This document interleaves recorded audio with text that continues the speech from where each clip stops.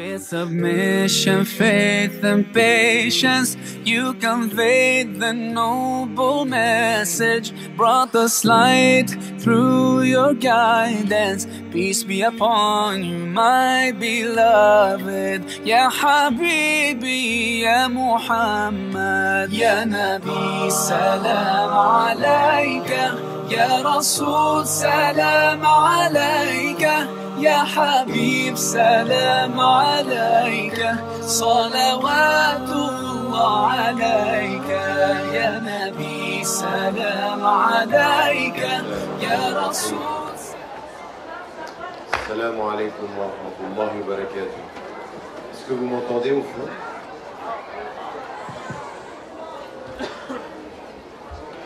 C'est-à-dire qu'entre le chant et ma voix, il y a une petite différence. Je vais reprendre sur le sujet qui est le nôtre. Le sujet qui est le nôtre est celui des défis de l'islam et des musulmans, en l'occurrence le défi des musulmans par rapport aux mutations. Et hier, ce que j'ai fait, j'ai pris tout ce qui concernait les défis internes à nos références. La lecture, la compréhension, le rapport à la foi et la raison, etc. Maintenant, on va prendre l'autre volet.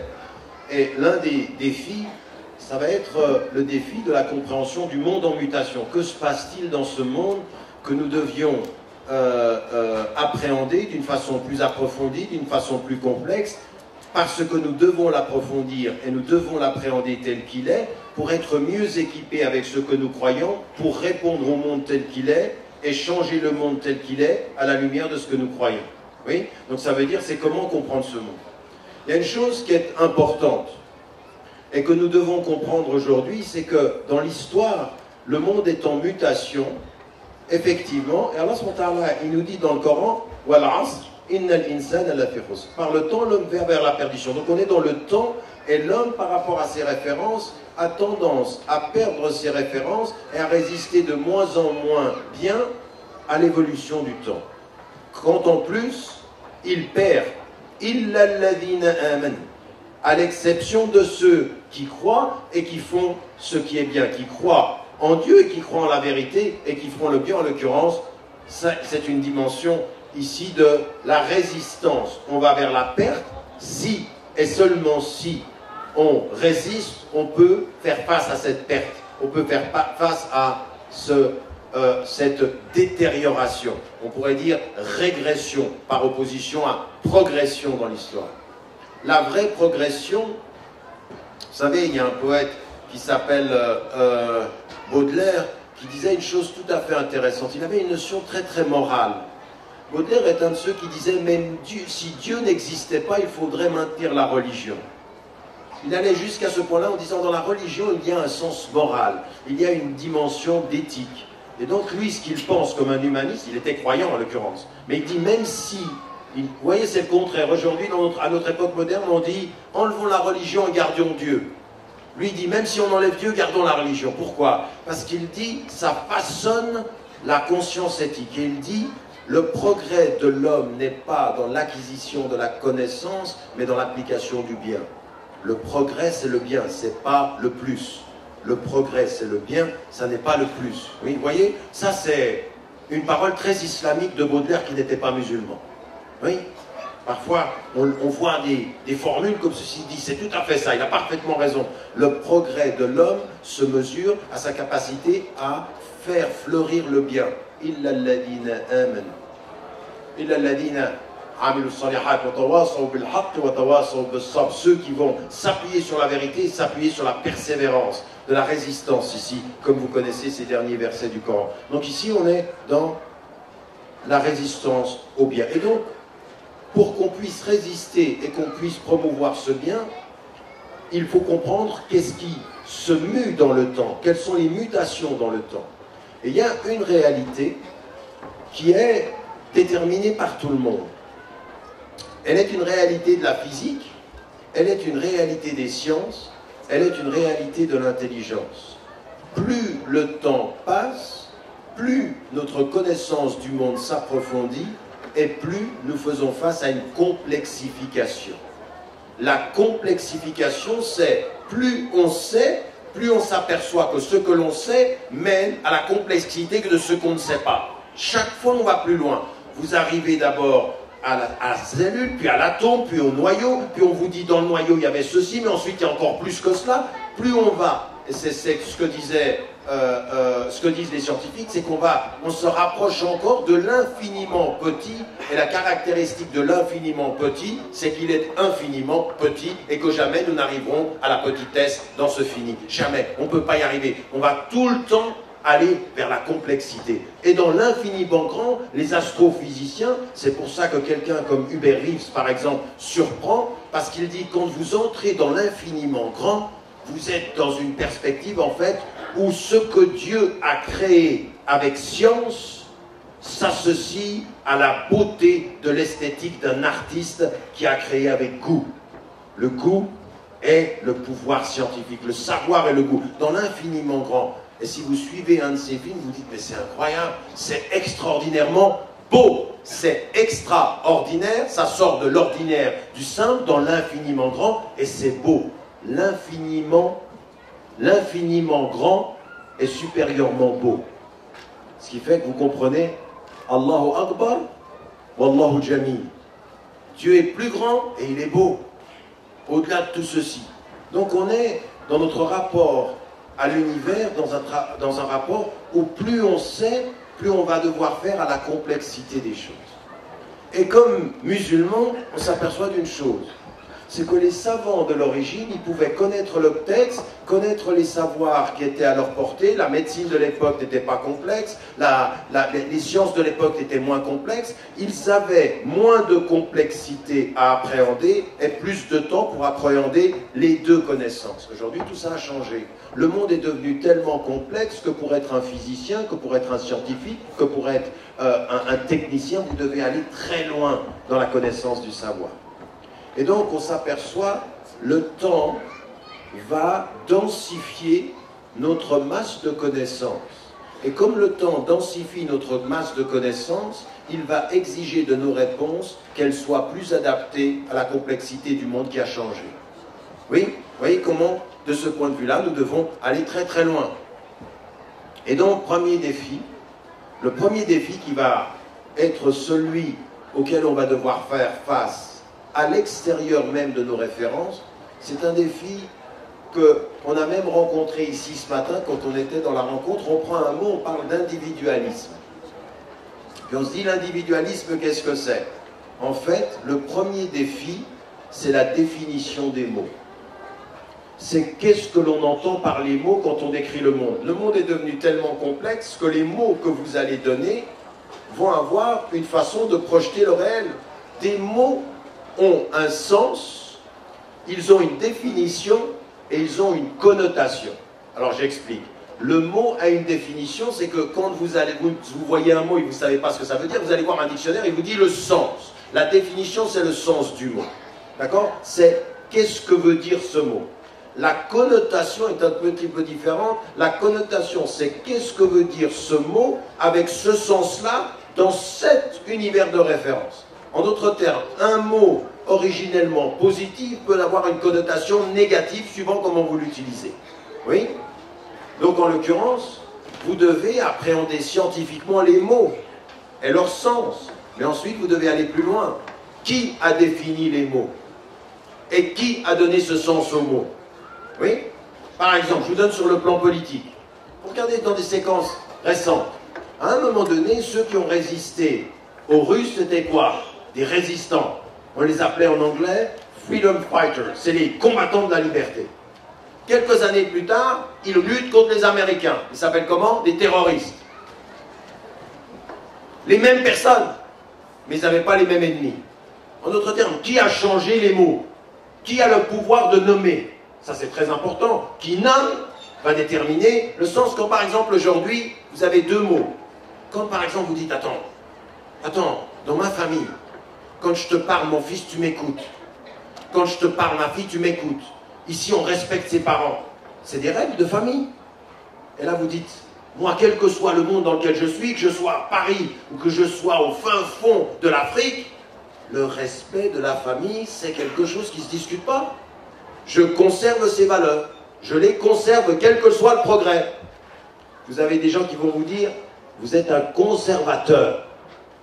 Quand vous êtes dans un univers africain et que vous dites conservateur ou du Sud, c'est bien. Quand vous venez à Paris conservateur, c'est que vous êtes un peu arriéré. C'est que vous voulez conserver des choses qui sont dépassées. Le vrai progrès, qu'est-ce que c'est? La vraie positivité, c'est quoi? C'est être un progressiste. À tel point qu'on est allé voir aujourd'hui en américain le réseau des musulmans progressistes. Et quand vous allez voir le progrès des progressistes, c'est on ne prie pas, on ne respecte pas un certain... Et même le progressiste, il dit, comme le disait notre ami de toujours PHL, il y a des musulmans modérés, savez-vous, il y a des musulmans qui boivent de l'alcool. La modération se mesure au fait que vous ne respectez plus certaines règles. Parce que si vous êtes dans une soirée et que les gens boivent de l'alcool et vous dites non merci. Si vous êtes dans un lieu et vous dites moi je ne m'habille pas comme ça, je conserve des valeurs, le conservateur a la connotation négative de l'espace qui lui a donné sens. Et de ceux qui ont le pouvoir de donner sens à un mot et de lui donner une couleur. Donc dans un monde qui change, il ne suffit pas de connaître le sens des mots. Je vous donne un autre exemple. 1989. On est en France. Il y a la grande polémique autour de la question du foulard. Et il y a les deux jeunes filles qui sont exclues de l'école. Et à ce moment-là, quelqu'un qui connaît parfaitement la langue française pourtant, le roi Hassan II du Maroc intervient dans la discussion. Et il dit un mot que lui, il a compris dans un sens et que la France comprend dans un autre. Lui, il a dit... L'islam, par nature, est fondamentaliste. Les musulmans sont fondamentalistes. En fait, il veut dire, en arabe, usuli. C'est-à-dire, ils reviennent au fondement. En France, fondamentaliste, c'est intégriste. C'est arriéré. C'est pire que conservateur. Donc, il dit un mot à partir de son univers. C'est reçu dans un univers de référence. Vous parlez ici en France et vous dites... la laïcité, vous comprenez que la laïcité, à cause de l'histoire de la France, la laïcité a permis la pluralité religieuse parce qu'avant c'était l'imposition catholique. C'est parce qu'il y a eu la laïcité qu'il y a eu la diversité. En France, laïcité c'est positif. Vous partez dans un pays majoritairement musulman, vous dites laïcité, vous dites oh là là, laïcité c'était Saddam Hussein, c'était Moubarak, c'était Nasser, c'était des dictateurs. Ou c'était Kemal Atatürk qui, à cette époque-là, a imposé par le sang et par la torture et par l'emprisonnement cet univers de référence. En d'autres termes, un des grands défis que nous avons, c'est, avant même de... En commençant par s'engager dans la connaissance des mots, connaître la connotation de ces mots. C'est vrai sur le plan scientifique, c'est vrai sur le plan des sciences humaines, c'est vrai sur le plan politique, des sciences politiques, c'est vrai sur le plan de l'anthropologie. Et nous avons un vrai problème, c'est que beaucoup de nos savants aujourd'hui connaissent bien les mots de leur référence, mais connaissent mal les mots de la référence ailleurs que dans leur champ de référence. Ils ne connaissent parfois pas bien le sens et pas du tout la connotation. Oui, ils ne connaissent pas la connotation. Et là, on a des choses, il faut comprendre ça. Ça veut dire que ça, c'est un défi majeur. Dans l'ère de la communication, définir les mots et maîtriser la langue, c'est très important. Et ce qui est très gênant, vous l'avez remarqué avec certains de ceux qui me parlent dans les télévisions et tout ceci. Et c'est ce que me disait Edgar Morin dans le livre. À un moment donné, on parle dans le livre, il dit ce qui est tout à fait particulier, c'est que pour moi, j'avais l'impression à un moment donné de parler à un autre, mais en fait, cet autre parle le même langage que moi, c'est-à-dire que moi, je connais d'où il parle, parce que je viens de l'intérieur, je viens de la culture, on utilise les mêmes mots avec le même sens. Je lui transmets des connotations d'autres mots dans mon univers de référence, mais je connais les siennes. Et quand vous connaissez les mots et les connotations de votre univers de référence, si on a un doute sur votre appartenance, vous devenez dangereux. On dit, oh là là, ils comprennent de quoi on parle, ils utilisent les mêmes références. Quand l'autre parle la même langue, l'autre devient dangereux. Ou pas ça, c'est faux. Regardez comme je viens de faire une erreur. Quand celui qui est perçu comme autre parle la même langue, parce qu'en fait il n'est plus l'autre, il est d'ici. Donc à partir d'un certain moment, on a un grand défi.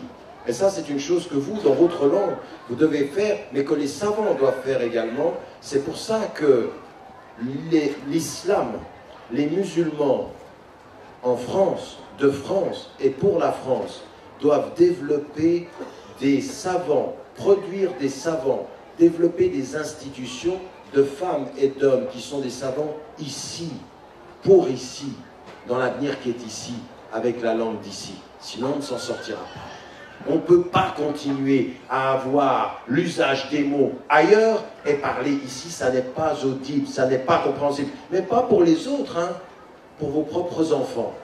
Parce qu'ils seront dans des écoles, parce que la culture, ça passe par la télévision, par Internet, partout. C'est comme l'air, ça passe partout. Partout, il y a des trous, parce que la nature a horreur du vide, la culture, elle est là. Et vous, vous ne la voyez pas. Vous pensez que quand on rentre à la maison, vous avez protégé? Non, c'est partout. Et donc, à partir d'un certain moment, il faut que nous comprenions, dans notre langue, les réalités, le sens des mots et les connotations. Donc ça, c'est un défi majeur. Ensuite, il y a des évolutions qui vont être des évolutions qui sont dans le sens de ce dont j'ai parlé hier. Par exemple, l'évolution des mœurs. En fait, on s'aperçoit qu'avec le temps, des gens qui hier pensaient des choses évoluent. Vous savez que beaucoup de ceux qui sont dans le Parti Socialiste aujourd'hui, hier ils étaient des trotskistes de gauche. Jospin, il était à gauche de la gauche. Hollande, il était à gauche de la gauche. Maintenant, il est très à droite de la gauche. Peut-être même qu'il a passé le champ de la droite sur sa gauche. Donc en l'occurrence, on a ici des gens qui évoluent. Et vous voyez même des personnalités qui à un moment donné ont pu dire quelque chose sur des questions de mœurs, sur la moralité sociale et sur la moralité familiale. La préservation de la famille était un langage courant dans les années 40 et 50. On préservait la famille. Peu à peu, on s'aperçoit que l'évolution change, les mœurs changent. Et ceux qui sont des conservateurs, parce que le mot est négatif, sont des conservateurs en face de quelque chose qui est forcément positif. Quand on est progressiste, on est pour ce changement-là. Et donc, de toute façon, il faut suivre le mouvement si on est progressiste. Si vous n'avez pas l'intelligence, la conscience et les armes du langage et les armes des principes pour résister à ça, vous vous laissez aller avec le vent, vous vous laissez aller avec le courant. Je vais vous dire une chose, moi j'ai rencontré en Angleterre enfin ils sont plus très jeunes maintenant, des gens avec lesquels j'ai travaillé pendant 20 ans, et qui dans le courant se sont laissés aller dans le courant, on leur a expliqué que c'était bon d'être progressiste de cette façon-là, et qui me disent, d'un point de vue islamique, il faudrait que l'on revoie la définition de la famille, qui pourrait ne plus être en islam un homme et une femme. Et il dit, attends, je ne comprends pas bien ce que tu veux dire. Et je me suis aperçu que si vous n'avez pas la compréhension, si vous n'avez pas les racines, vous avez besoin de deux choses, l'enracinement de vos principes et la compréhension des mots. À un moment donné, il faut aussi, nous, questionner la connotation des mots. Oui, je suis un conservateur. Vous savez pourquoi? Parce que je pense qu'aujourd'hui, dans le temps qui passe, il y a des choses qu'on doit conserver, et en particulier, j'aimerais vous poser une question, mais vous dites ça à n'importe qui. J'aimerais vous poser une question. Quand vous êtes avec votre enfant, votre fille ou votre garçon, est-ce que vous pensez qu'il n'y a pas à conserver les règles de l'autorité parentale et de l'accompagnement parental? Oui ou non? Oui, il faut mettre l'enfant au centre de l'école, mais si l'école tourne au centre de l'enfant, l'enfant il va vous tourner l'école dans du n'importe quoi. À un moment donné, les enfants ont besoin, et on le sait maintenant, des psychologues vous le disent, au plus haut niveau, dans le caractère le plus approfondi, les psychologues vous disent, un enfant dans sa formation a besoin d'une autorité qui le confronte. Il a besoin de quelqu'un qui lui dise non. Mais c'est des choses élémentaires, ça. C'est de dire par exemple à un enfant, non, quand je parle, tu te tais, tu m'écoutes. Quand tu parles, je t'écoute. On va se donner des règles de vie. Quand je te dis tu rentres à 6 heures, tu rentres à 6 heures. Mais vous savez ce que c'est ces règles? Nous on pense que c'est des règles qui enfreignent la liberté. Non, il y a des règles qui enfreignent de la liberté et il y a des règles qui sont des signes d'amour. Je veux ça pour ton bien parce que je t'aime, je t'attends, tu rentres. Ne commence pas à me dire la liberté, je fais ce que je veux. La réalité d'Internet, la réalité de la télévision, il y a de la maîtrise, il y a de la discipline. Il faut, oui, aujourd'hui c'est plus un terme à la mode la discipline. Nous, il faut qu'on connaisse nos références et il faut qu'on réussisse à dire attention, questionner les mots et leurs connotations, premier défi, et développer une vraie compréhension des principes qu'on veut conserver, même dans la réalité des mœurs. Et il faut faire attention. C'est là où il faut faire attention. Je vais prendre un exemple très précis qui vous concerne ici en France, parce que j'ai entendu n'importe quoi. Voilà par exemple un défi dans l'évolution des mœurs. Non, moi je ne vais pas dire, par exemple, très clairement. L'islam, encore une fois, il faut le dire de façon universelle. Parce que les choses ont changé. On voit aujourd'hui, même parmi les prêtres ou parmi certains dans les religions diverses, qui commencent à changer dans l'air du temps. Parce qu'ils ont envie de... Mais on le sait ça. On le sait que dans toute tradition culturelle, dans toute tradition religieuse, il y en a qui ont toujours eu peur de ceux qui dominaient le débat. Donc ils s'alignent. On le sait ça. Mais nous, on n'a pas la mission de s'aligner. On a la mission de témoigner de choses qui sont essentielles pour nous. En disant, attendez, comme les hindous, comme la majorité des bouddhistes, dont le Dalai Lama, comme les juifs, comme les chrétiens, comme beaucoup d'athées, comme beaucoup d'agnostiques, nous pensons que l'homosexualité, c'est pas quelque chose de bien pour l'humanité. Ça ne correspond pas à notre vision de l'humain. Maintenant, on est dans un pays où il y a une liberté de conscience, j'ai le droit de le dire, et vous avez le devoir de m'entendre. J'ai le droit de dire ça. Et si vous m'enlevez la parole au lieu de la majorité qui domine le débat et qui dit « t'es un conservateur, nous sommes des progressistes », eh bien je vais leur montrer qu'avec beaucoup de calme et beaucoup de sérénité, les conservateurs expriment des principes qu'ils considèrent comme dignes.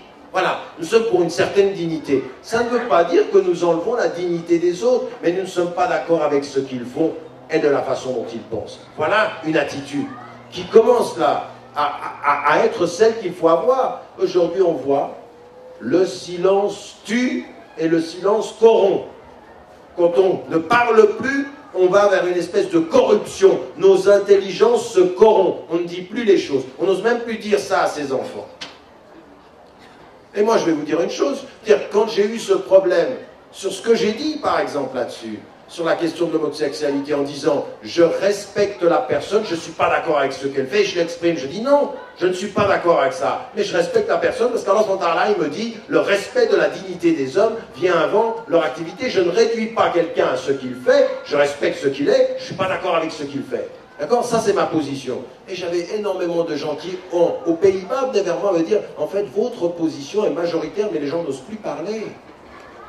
Les gens n'osent plus dire. » Donc nous, on va le dire avec, nous on pense ceci. Et si on doit voter des lois, ben on votera avec notre conscience, parce que la loi se vote avec sa conscience, elle ne se vote pas avec la majorité. On n'est pas des moutons. Nous ne sommes pas des moutons, nous sommes des êtres de conscience. Et quand les moutons vont dans la fausse direction, nous, on allume l'alarme, on lance l'alarme, on dit on n'est pas d'accord. Et on se fait respecter pour ça. Mais nous, ça c'est un des grands défis. Et vous comprenez bien une chose ici, c'est qu'il faut avoir une compréhension très très pointue du problème. Parce qu'énormément de jeunes qui vivent aujourd'hui et qui sont nés aujourd'hui, les principes que vous voulez conserver, ils ne les connaissent pas. Beaucoup de Français, vos concitoyens français, sont nés dans des familles où on est dans la post-68, on ne connaît pas tout ça.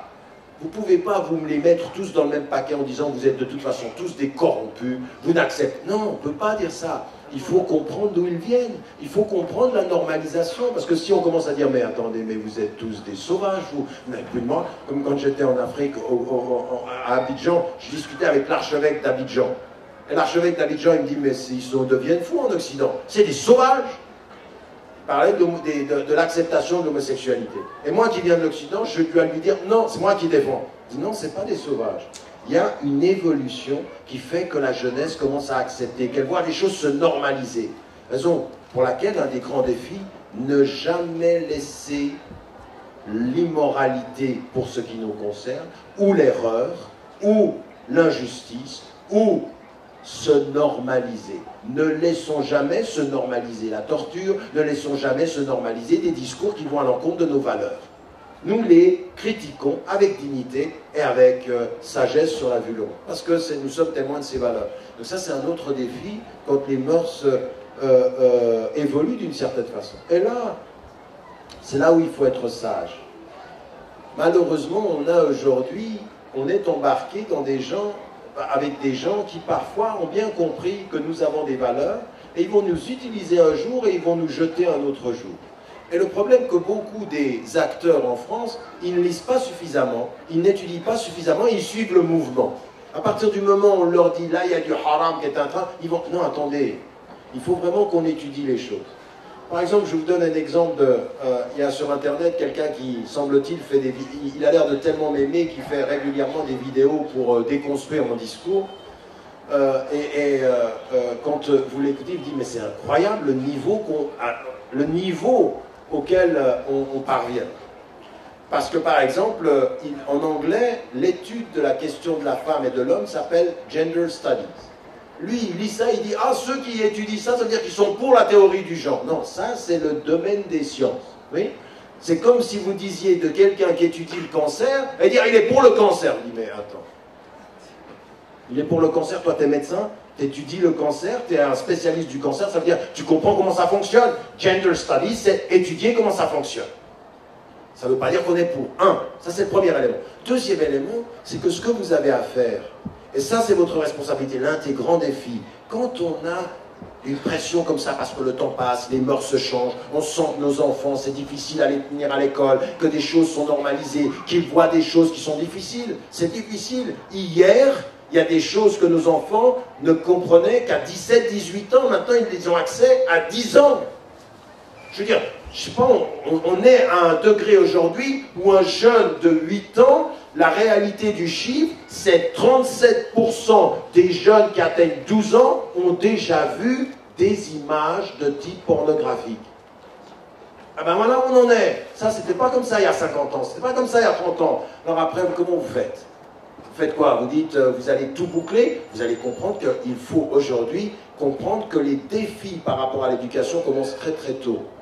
Très très tôt. Et donc il faut accompagner ce mouvement-là et savoir qu'il y a des choses qui se normalisent dans l'attitude des enfants, mais ce n'est pas simplement par rapport à la sexualité. Le chiffre moyen de captation d'images de violence par Internet a été multiplié par 6,5 dans les 15 dernières années sur toute la jeunesse à partir de 14 ans et jusqu'à 20 ans. C'est-à-dire comment on capte les images de violence. Mais ça vous change un esprit, ça. Quand la violence s'insère dans votre intelligence, qu'elle a été normalisée, eh bien, comment est-ce que vous allez pouvoir vivre ça? C'est vrai dans la violence dans la vie quotidienne, et c'est vrai dans la violence guerrière. Parce que nous, on ne se rend pas compte, mais toutes ces images qui viennent de tous ces pays, qui sont dans l'instantané, par Internet, vous avez des images aujourd'hui qui circulent sur Internet, où il y a des gens qui coupent la tête de personnes, et c'est sur Internet, et des jeunes voient ça. Donc comment le mental? Donc nous, on a un vrai problème ici, il faut accéder à ça. Donc j'ajoute le défi, par exemple, dans les débats sociaux.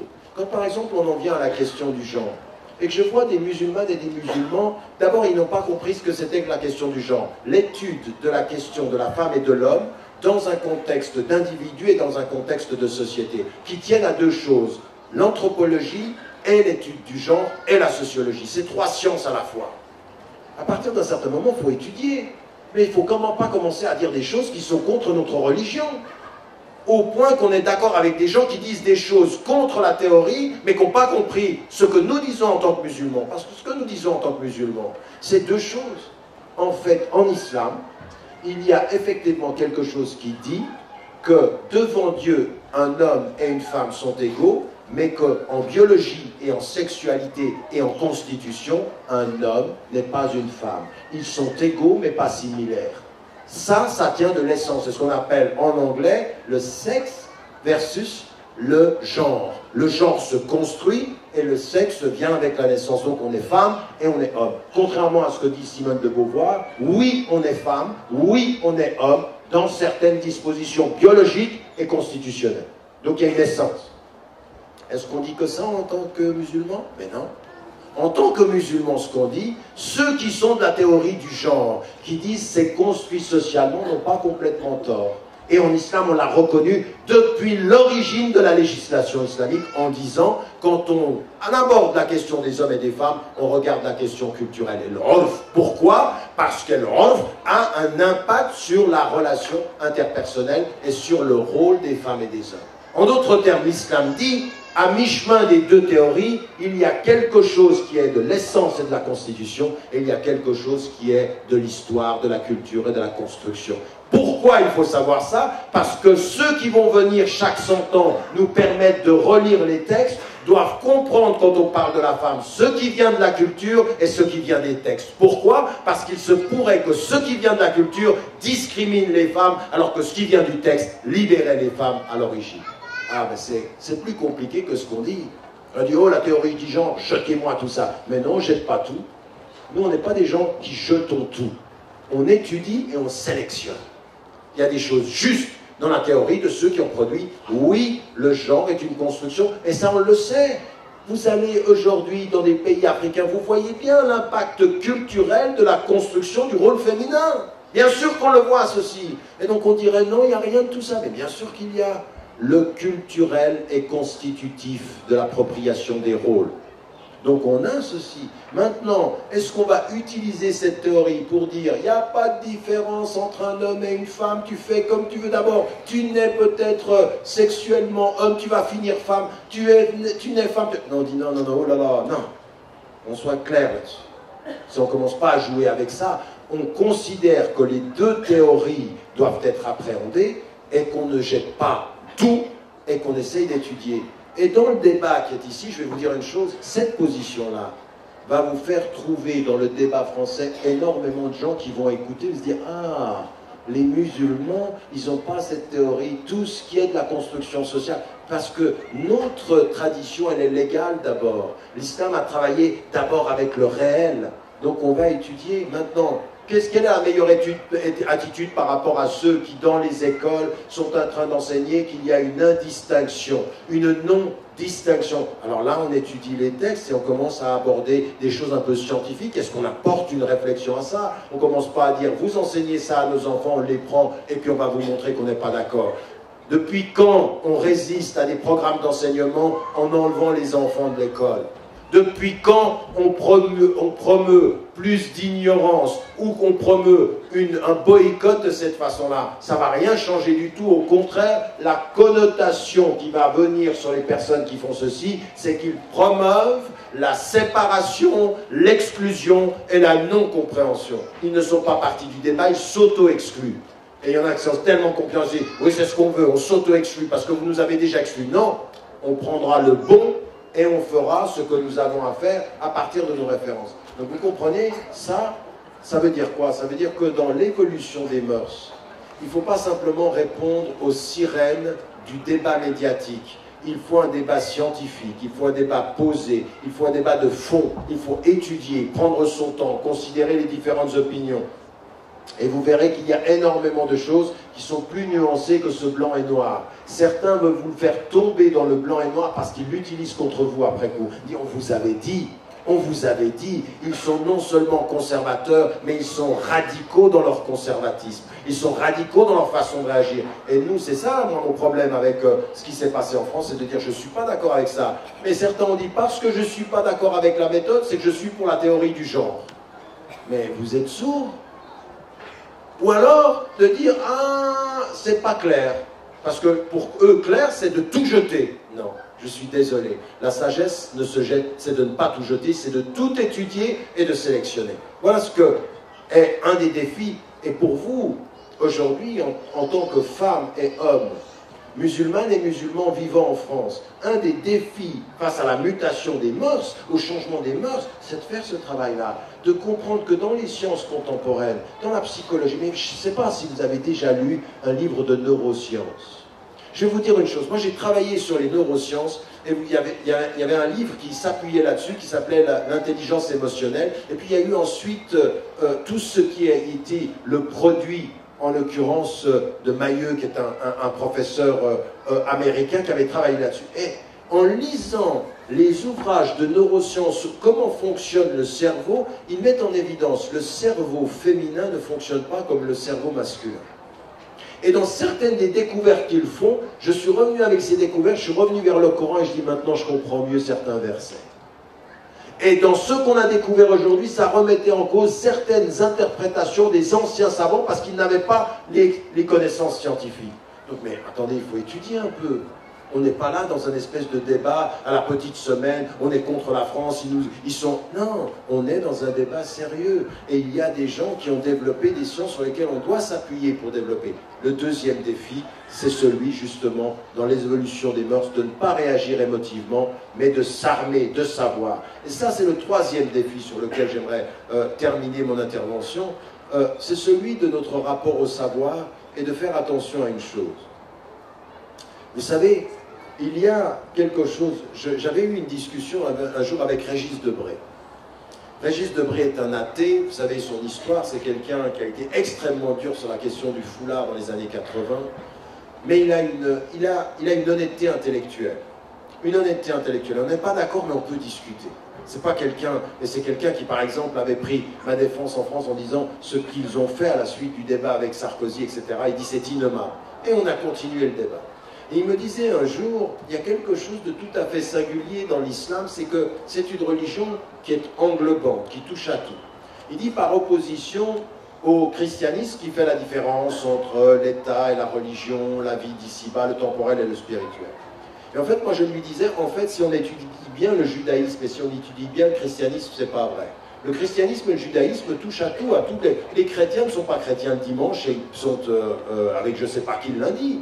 Ils sont tout le temps dans une, je veux dire, l'amour de Dieu, la solidarité, c'est tout le temps. Donc si on va jusqu'au bout, maintenant, la structure religieuse, la structure cléricale a séparé les pouvoirs. Mais la vie du chrétien, elle est englobante.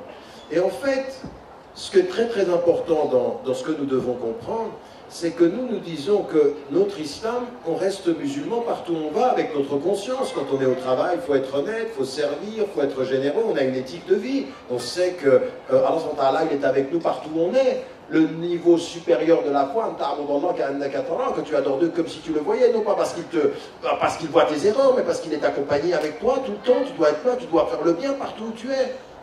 Donc nous, on a cette dimension-là. Ce qui est très important et qu'on s'aperçoit aujourd'hui avec la complexification des sciences, on s'aperçoit d'une chose, et ça c'est dans le débat que j'ai eu avec... Parce que vous savez, un de ceux qui a produit la théorie de la complexité s'appelle Edgar Morin, celui avec qui j'ai fait le livre. Il est connu pour ça. C'est pour ça que je vous convie à le lire. Parce qu'il dit des choses intéressantes. Et là, ce qu'il dit, il dit une chose très importante. À mesure qu'on est allé vers la complexification des sciences, qu'on a eu des gens qui se sont spécialisés dans diverses sciences, on a développé une fragmentation des sciences. Et en fait, on s'est aperçu que dans la fragmentation des sciences, plus on fragmente, moins on est cohérent. Et plus on est incohérent, plus on détruit. En d'autres termes, l'économie au bout va détruire, les sciences non connectées aux autres vont détruire, et en fait, vous comprenez une chose, c'est que c'est pas l'islam qui projette sur le monde le fait que tout est connecté. C'est le monde qui impose à notre compréhension le fait que tout est connecté. C'est le contraire. C'est pas de dire « Ah, l'islam est spécifique, tout est connecté ». Non, le monde nous dit, avant même que nous comprenions nos principes, tout est connecté. Vous ne pouvez pas parler d'économie si vous ne parlez pas de politique. Vous ne pouvez pas parler de politique si vous ne parlez pas de culture. Vous ne pouvez pas parler de culture si vous ne parlez pas de la relation homme-femme. Vous ne pouvez pas parler de la relation homme-femme si vous ne parlez pas de la compréhension de l'homme. Tout est connecté. Et il faut rétablir des liens. Et nous, aujourd'hui, en tant que musulmans, un des grands défis, c'est de ne pas suivre les sciences modernes. Je dois finir, hein. Ce n'est pas de suivre les sciences modernes et de se dire en l'occurrence, il faut qu'on soit des bons économistes, il faut qu'on soit des bons médecins, et se spécialiser de ne plus avoir un sens du tout. L'un des grands défis aujourd'hui, c'est de développer un savoir qui soit plus transdisciplinaire, qui touche à plusieurs sens, qui voit les éléments. La lecture que 99% des gens ont fait du printemps arabe était politique et c'était une erreur. Le politique était lié à l'économique. L'un des grands défis du monde arabe aujourd'hui, il n'est pas politique et économique seulement, il est culturel. L'un des grands problèmes du monde arabe et des Arabes aujourd'hui, c'est la déperdition de leur créativité et de l'amour de leur langue. Ça, c'est un élément capital. Quand on n'a plus confiance dans sa langue et dans sa culture, vous me donnez l'économie que vous voulez. Donnez-moi l'économie suisse. Si vous êtes en Algérie, je vais vous faire une économie algérienne très vite. J'ai juste pris l'Algérie pour sourire, vous faites la même chose en Égypte. On a, de ce point de vue-là, un manque de confiance culturelle qui fait que l'outil qu'on a dans la main, on l'utilise contre notre propre intérêt. Parce que avant que l'outil soit utilisé, il faut la confiance pour pouvoir l'utiliser. Ça vient d'où? Ça vient de toute une démarche qui touche à tout, le culturel, l'économique, le politique, le social. Et là, nous, aujourd'hui, malheureusement, même avec vous qui êtes formés au plus haut point de l'expression de l'enseignement moderne en France, dans les universités ou dans les écoles, qui êtes des travailleurs ou qui êtes des chercheurs, eh bien on s'aperçoit que nous nous sommes tombés dans le piège de la sectorisation et de la fragmentation des savoirs. Et qu'un de nos grands défis en tant que musulmans, c'est la réconciliation des savoirs. C'est amener en France la diversité de vos compétences linguistiques, de vos diversités intellectuelles. Ça, c'est des défis. Pourquoi je dis ceci? Parce que c'est l'un des défis de ce monde en mutation. C'est quand on a confiance en soi qu'on vit mieux le pluralisme. C'est quand on a confiance en soi qu'on vit mieux ces défis contemporains et qu'on développe une relation interdisciplinaire, transdisciplinaire. Un grand défi aujourd'hui, malheureusement, à vouloir entrer en compétition scientifique avec les sciences modernes, la conscience musulmane fait exactement la même chose, elle produit la fragmentation des savoirs. Nous avons été colonisés par la fragmentation des savoirs.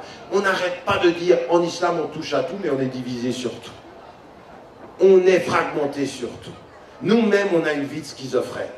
Nous-mêmes, on a une vie de schizophrène. Les éléments ne sont pas... On manque de cohérence confiante.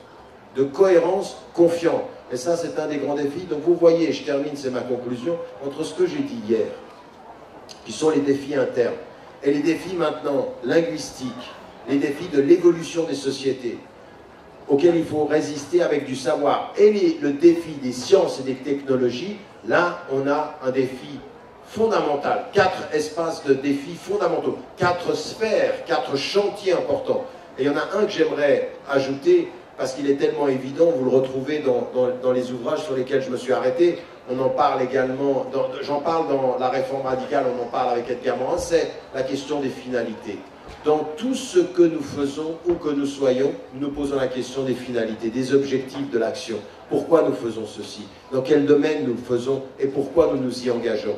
Réconcilier les sociétés les plus industrialisées comme les sociétés les plus pauvres à la question des finalités, des objectifs. Qu'est-ce que nous essayons d'avoir? Vous apercevez ici qu'on est en face de défis qui sont extrêmement importants et qui sont très profonds. Et c'est là où je me tourne vers vous. Quel est l'intérêt d'étudier ça et d'en parler ici? Quand on vous voit, vous êtes, pour la très grande majorité d'entre vous, des gens dont on pourrait dire qu'ils sont des musulmanes et des musulmans ordinaires. Oui? Vous êtes normaux, pour utiliser un mot de votre président. Vous êtes des citoyens, des musulmans normaux. Et pourtant, la musulmane et le musulman qui sont normaux, ils ont une responsabilité. Et cette responsabilité, elle est celle-ci. La première des choses, c'est que vous devez parler français en connaissant le sens des mots et en appréhendant la connotation des mots. La deuxième des choses que vous devez connaître aujourd'hui, c'est comment évoluent les mœurs et savoir comment se situe le débat avec la connaissance, en charpentant une connaissance, en lisant, en écoutant les gens. Écoutez ce que disent les gens, même et surtout des gens qui ne sont pas de votre tradition. Comprenez comment ils comprennent, comprenez comment ils structurent leurs pensées, comprenez ce qu'ils disent, et vous, faites-vous une opinion en construisant une pensée à la lumière de la terminologie d'ici, dans les connotations d'ici, aux oreilles d'ici et à l'intelligence d'ici. Ici, là où vous êtes. Troisième des choses, développer des champs de connaissances qui soient transversaux. Ne vous arrêtez pas à une spécialisation qui vous rend dangereux. Dangereux, parce que vous devenez tellement spécialisé que quelqu'un peut utiliser votre spécialisation et l'utiliser contre vous. Souvenez-vous toujours de cette conscience d'Einstein, qui à un moment donné, après qu'il ait développé tout ce qui va être à la source de la bombe nucléaire, s'arrête et dit « Si j'avais su », je ne serais pas allé au bout de cette connaissance-là. Pourquoi? Parce qu'il était tellement spécialisé qu'il a produit l'élément qui a été instrumentalisé pour tuer.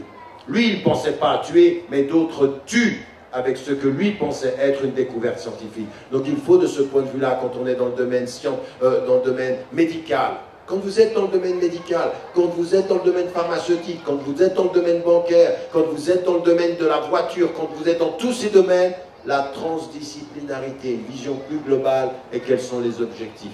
Et que Dieu vous aide, Inch'Allah. Salam alaikum wa rahmatullah.